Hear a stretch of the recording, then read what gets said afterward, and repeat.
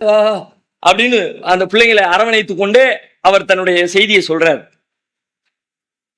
கொஞ்ச நேரத்துக்கு முன்னாடி 3வது பிரசவத்துக்காக வேண்டி இந்த பிள்ளையோட அம்மா ஆஸ்பத்திரியில் அட்மிட் ஆயிருந்தா. இறந்து போனா ஐயா. எப்படி தூக்கிட்டு போறதுக்கும் கையில காசு இல்லை. இந்த பிள்ளைகளோ எல்லாம் 3 வயசு 5 வயசு 7 வயசு, என்ன செய்யுதுன்னு தெரியலையா. அப்படியே மை மறந்தாப்புல உட்காந்துருக்கேன். தகப்பங்காரன் உட்காந்துருக்கான். மகளுடைய 3ஆம் பிரசவம் 4ஆம் பிரசவம், 3 குழந்தைகளோட இங்க உட்கார்ந்துருக்கிறாரு. 3மே சின்ன வயசு. இப்ப 4வது பிரசவம். பிரசவ நேரத்துல தாய் இறந்துட்டான். இறந்த தாயை தூக்கிட்டு போறதுக்கு கையில காசு இல்லை. இப்ப கையில 3 அனாதை சிறுவர்களோடு ஒரு தாத்தா அமர்ந்து இருக்கிறார். என்ன செய்வதுன்னே தெரியல.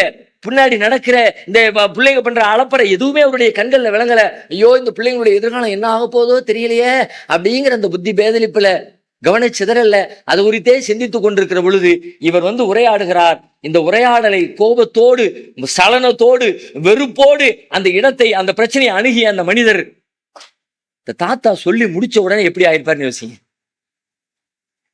ஒரு நிமிஷத்துக்கு முன்னாடி கோபம், வெறுப்பு, பிள்ளைய கட்டுப்படுத்து, பேக்க தூக்கி கீழே போடுறான், அப்படியெல்லாம் சண்டை போட்டவர் அடுத்த நிமிடம் எப்படி மாறினார்? ஐயோ ஐயா ஐயா மன்னிச்சுங்க ஐயா மன்னிச்சுங்க ஐயா. இவர் அழுகுற. அவ்வளவு நேரம் அவர் அழுதாரு, இப்ப இவர் அழுகுதாரு. ஐயா மன்னிச்சுக்க, நான் தெரியாம பேசிட்டேன். ஓடி போறாரு, வெளியில போய் பிஸ்கட் வாங்குறாரு, டீ வாங்குறாரு, பிள்ளைங்களுக்கு சாப்பாடு கொடுக்குறாரு, நீ எந்த ஊர் போகணும்னு கேட்கிறாரு, அதுக்கு பணம் கொடுக்குறாரு, உன் பிள்ளைய தூக்கிட்டு போறதுக்கு ஆம்புலன்ஸுக்கு பைசா வச்சு கேட்கிறாரு. அரை மணி நேரத்திற்கு முன்னால் கோபத்திலே கலங்கிய உள்ளத்தோடு வெறுப்பு நிறைந்த உள்ளத்தோடு இருந்த மனிதர் அரை மணி நேரத்திற்கு பின்னால் ஒரு மென்மை நிறைந்த மனிதனாக, மனிதநேயம் நிறைந்த மனிதனாக, குழந்தைகள் மீது பாசம் காட்டுகிற மனிதனாக மாறி போனதன் பின்னணி என்ன?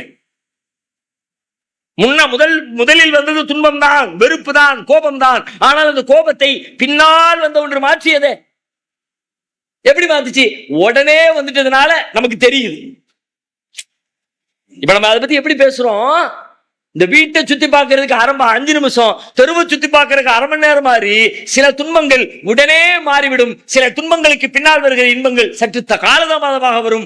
ஆனாலும் உடனே வந்தாலும் வரலாம், தாமதமாகவும் வரலாம், சில மாதங்கள் ஆகலாம், சில வருடங்கள் ஆகலாம். ஆனாலும் இன்பம் வரும் என்று தெரிந்தால் துன்பத்திலிருந்து நாம் விடுதலை பெறுவோமே. அதுபோல இந்த மனிதர் துன்பப்பட்டார், அதன் பின்னாலே இன்பமும் சேர்ந்து வந்தது.